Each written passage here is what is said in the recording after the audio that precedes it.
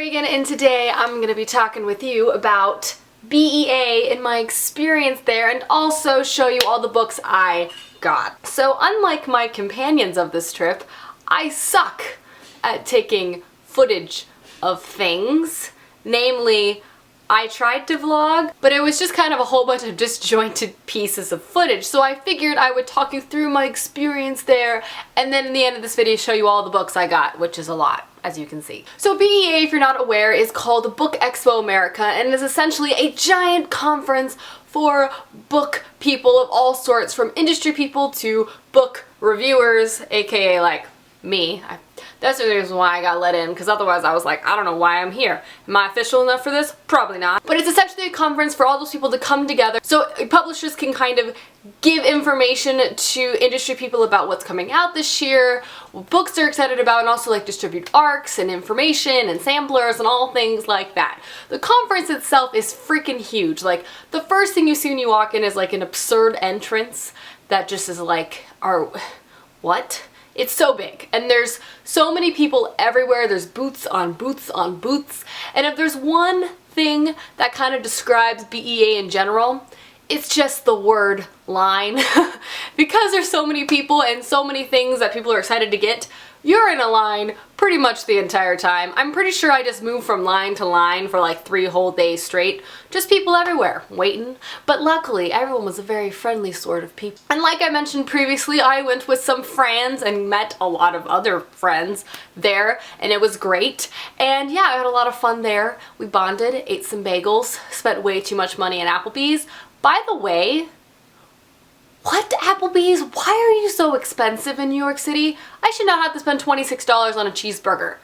Just saying. But probably some of my favorite moments, just in a wrap-up sort of scenario. First off, and most importantly, I met Patrick Ness, aka like my favorite author, and I had 2 incredibly awkward interactions with him in which I completely embarrassed myself twice. But I did get him to sign a book for me, which I will show you later, and Christine helped me get this really creepy footage of him, with me excitingly in the foreground and him just signing books unaware that I'm taking video of him in the background. It was awesome. I also got to meet authors of the likes of Alexander Bracken, super sweet, very tall, and also Sarah J. Maas, who is just like, I just want her to be my spirit animal, or I'll be her spirit animal, you know, whichever way, really. And then of course, going into the weekend, there was La Book Con, which was insane, but amazing. There was the Booktube Panel, as many of you may be aware, and we got to meet so many awesome, like, viewers and other booktubers. It was just so much fun. It was insane, but so much fun. And I was so happy I was able to go to this year. It was an experience I will soon not forget, and I really, really liked it. And I had a lot of fun. I keep saying the same adjectives, but it's true. All those things are very true. But now that you know my sentimentality and feelings, let's move on to the book haul, which is probably the most exciting part. So I like to preface this book haul by saying I don't have as much. I had to be selective and leave some things behind because I only had a carry-on suitcase, which also had clothes in it. So I got all of these in a carry-on with clothes, which is probably one of my most like proud achievements of my life. But anyway, let's get started. First thing I'm going to show you guys is this book by Quirk, and it is Warren the 13th, and this is an illustrator, the same guy who did A Darker Shade of Magic by B.E. Schwab, which is like the most beautiful book cover of life. But this is like a new middle grade book. Because this is an ARC, it doesn't have all the finished illustrations in it, but it's going to be full of illustrations and fun typography and like really cool graphic design. It looks like it's going to be amazing, and I'm really excited. Like, look. And this comes out by Quirk, I think in October. It doesn't say, but I think it's October. Next, we have a book I just randomly picked off of a table because you do that at BEA, but I'm actually really excited about it, and it is Anna and the Swallow Man. This is a young adult historical fiction novel that doesn't come out until January 2016, which is a long way away, but it's short and it sounds super cool. It's about it starts out, our main character is 7 years old when the German soldiers take her father. It's Poland 1939, so she is left alone, and she starts going with this guy called the Swallow Man, like trying to survive, but then ultimately it says, but in a world gone mad, everything can prove dangerous, even the Swallow Man. I don't know, sounds cool. It's a short book. You know how I feel about World War II historical fiction novels. I got from a Simon & Schuster lunch, and it is called The Scorpion Rules by Erin Bow. I think this is going to be a pretty big release in the early fall. This comes out in September. It's a young adult novel with a really, really interesting premise. It's essentially like futuristic Game of Thrones UN type thing. Essentially all the countries in the UN, to keep from going to war with each other, have like one of their children be held hostage in a way, and if they do go to war, their child gets killed. So it's like a very deadly political game. Sounds cool. And our main character is one of those children held hostage for her like royal parents. I don't know. I like it. Sounds cool. I keep saying the word cool, but that's how I feel. So next we have Zeros by Scott Westerfeld and 2 lesser known authors.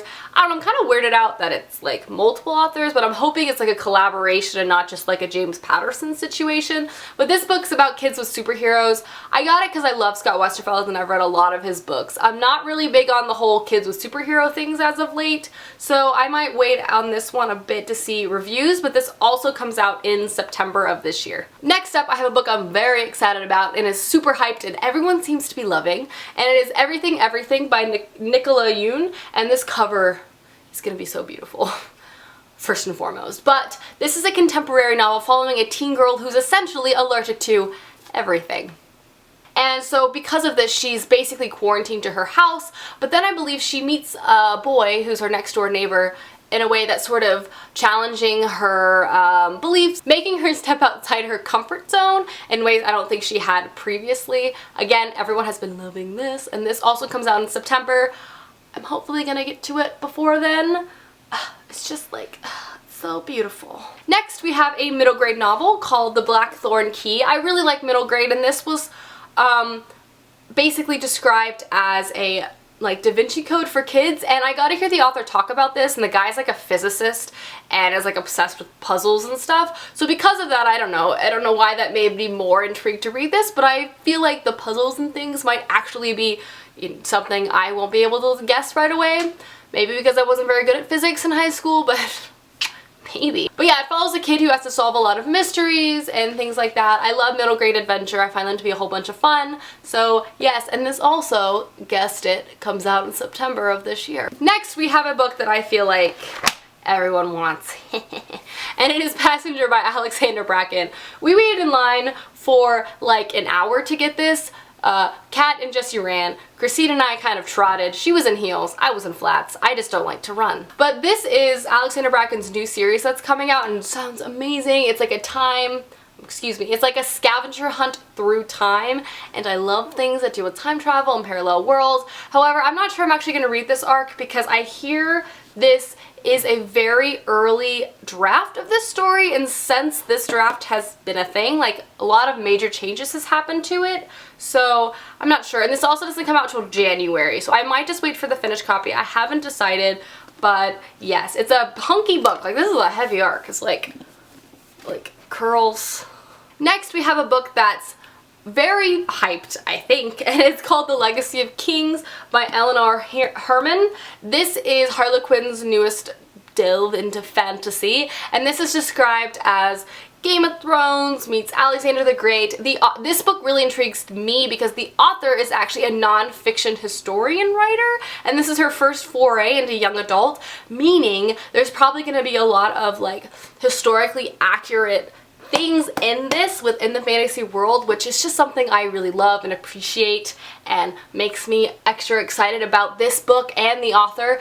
Plus, the author was like really cool. She was like in full cosplay. Like every time I saw her around, like she was really easy to spot because she had like a giant gold crown on, which was pretty freaking cool. Next, I have a finished copy of a book, and it is Daughter of Deep Silence by Carrie Ryan. This I don't know too much about, but I believe it's a historical fiction revenge plot story, which sounds really cool. I really like revenge stories if they're done well. And at the back it says, I'm a daughter of a murdered parents, I'm a friend of a dead girl, I'm a lover of my enemy, and I will have my revenge. Sounds quite intriguing. Next, I have the most ridiculous book I've ever seen in my entire life because it is kind of so amazingly absurd, I like can't even deal. It is a book called Illuminae by Amie Kaufman, who wrote These Broken Stars, and Jay Kristoff, which wrote an adult fantasy thriller that's like escaping my brain. But like, it's hardback. But guys, this is an arc. What? Yeah, so this was just like sitting on the ground. This beautiful book is a freaking arc. And like, even look under the dust jacket. It's like what? But it has the arc mark right there. It comes out in October. But like, what is this shenanigans? I'm not too clear on what the book itself is about, but I think it's a thriller of sorts. But it looks like it's a really interestingly formatted book. A lot of the pages aren't just straight up text. It has a lot of things crossed out. It has a lot of like dialogue. It has some like weird stuff like that. It looks really, really interesting, and I bet they're betting this is going to be a big hit. I'm excited. Haven't heard much. I think Little Book Isle has read and liked it, which is enough for me to be excited. Next, we have a book I've actually already read, and it is The Nest by Kenneth Oppel with illustrations by John Clausen, who does Lemony Snicket illustrations. This is a middle grade book, which is very weird and kind of centers around a hornet's nest that can make a baby. It sounds strange, but it actually really works in the story. I really recommend it. I enjoyed it quite a bit. It's a very short and quick read, and yeah, I liked it a lot. I liked it a lot. Next, we have my pride and joy of this conference, and it is The Rest of Us Just Live Here by Patrick Ness. But it's signed to me, which is something that and it says, to Reagan, great to see you again. I think that's a lie, but you know what, I'll take it. I only say that because I'm not kidding you, like I embarrass myself so hard. I am so weird in person, guys. But yes, this is his newest novel. I'm not even sure what it's about, but it's, I think it's centered around like people who aren't the chosen one, who are supposed to do something extraordinary. Like it's like the side characters to the heroes and their story. So I don't know. I know it's gonna be amazing. I love Patrick Ness and his writing. It's always fantastic. It's always good. It's always perfect. So next, I have a book I also already read, and it is The Marvels by Brian Selznick. This is a really interestingly formatted book. Oh, if you're not aware, it's the same guy who did the Hugo Cabret series. This book is like half illustration, so the first half is entirely illustrations and the second half is text, and it tells the story of a family across 7 generations. The pictures are like the history of the 7 generations leading up to 1990, where we follow a character in the family and his story. It was actually really, really good and had a fantastic message at the end. Like, I really ended up enjoying this a lot, and this comes out in September. It has a beautiful cover. Totally look out for this when it comes out because it's definitely worth the read. And the last book I got was a shock because I didn't even know this existed, and they were just signing it and like handing them out, and I was like, holy crap. And it is The Water Knife by Paolo Bacigalupi. I have no idea how to say his name. But this guy is the same author as The Shipbreaker, which is a young adult series that I really enjoyed. And this is his adult thriller novel set in a world with like assassins, and essentially I think water is a like threatened commodity, meaning there's not a lot of it left. I am excited for this because his writing is really great. Like, I'm always engrossed in his tales. He always has really interesting characters, and he's really good at creating like colloquial language and settings that make it feel really unique and not contrived. So I'm actually very excited to pick this up. I hope it's good. I have very high expectations, so hopefully I won't be disappointed. But alrighty guys, that was my BEA experience and the book haul that's associated with it. Let me know down below some books that you're really excited to read in the next upcoming months, and I will see you guys soon with another video soon. Goodbye!